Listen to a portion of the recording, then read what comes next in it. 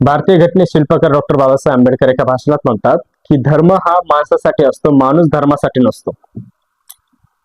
या ठिकाणी सांगायचं झालं तर असं आहे की धर्म हा माणसाला चांगलं जीवन जगण्याचे मार्ग दाखवत असतो. धर्म हा मानव जातीला समाजासाठी उपयुक्त मानव प्राणी कसं बनावं यासाठी मदत करत असतो. मुळात धर्म हा माणसाला चांगल्या मार्गावर जाण्याची शिकवण देणे, सदाचार, असहिष्णुता, प्रेम, अहिंसा यांचे मूल्य देण्याचे काम करत असतो आणि हाच मुळात धर्माचा उद्देश पण असतो. परंतु या ठिकाणी धर्माचा जो खरा अर्थ आहे तो पूर्णतः हरवलेला आहे.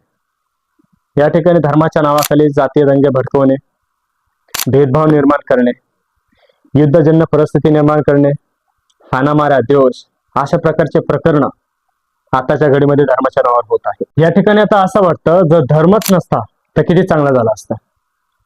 प्रत्येक मनुष्य माणसाशी माणुसकीच्या नात्याने वागला असता.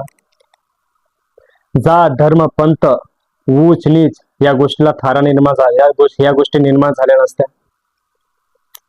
तू अमुक धर्माचा, तू तमुक धर्माचा अशा प्रकारचं भाष्य माणसामध्ये निर्माण झाले नसते.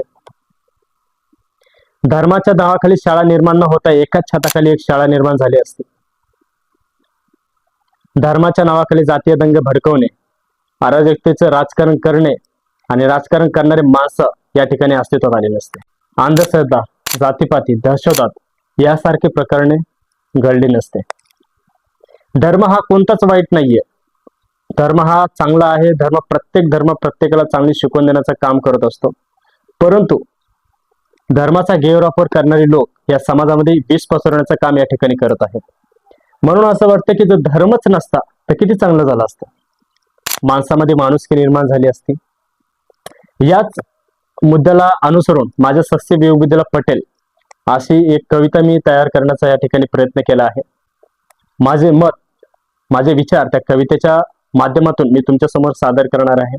नमस्कार, मी मिरेश उजगरे बोलभारी या युट्यूब चॅनलवर आपलं स्वागत आहे. कवितेचं या ठिकाणी नाव आहे अगर मजहब ना होता तो कितना अच्छा होता. ना दंगा होते, ना फसाद होते, ना नफरत होती, ना हिंसा होती, ना एक दूसरे के साथ भेद होता. अगर मजहब ना होता तो कितना अच्छा होता. ना मंदिर होते, ना मस्जिद होते, ना चर्च होते, ना गुरुद्वार होते, ना भगवान होता, ना अल्लाह होता, ना जीसस होता, ना बाहे गुरु होते. अगर मजहब ना होता तो कितना अच्छा होता. अगर मजहब ना होता तो ना गीता होती, ना कुरान होता, ना बाइबल होता, ना गुरु ग्रंथ साहिबा होता, ना कोई धर्म ग्रंथ की किताब होती. अगर मजहब ना होता तो कितना अच्छा होता. ना कोई नियम होते, ना कोई पाबंदी होती, अगर होती तो सिर्फ और सिर्फ एक जैसी आजादी होती. ना रीति रिवाज होते, ना वेशभूषा होती, ना साधु संत मौलाना फादर नाम की उपाधि होती, ना श्रद्धा होती, ना अंधश्रद्धा होती, ना कर्मकांड होता, ना किसी की बलि चढ़ती. अगर मजहब ना होता तो कितना अच्छा होता.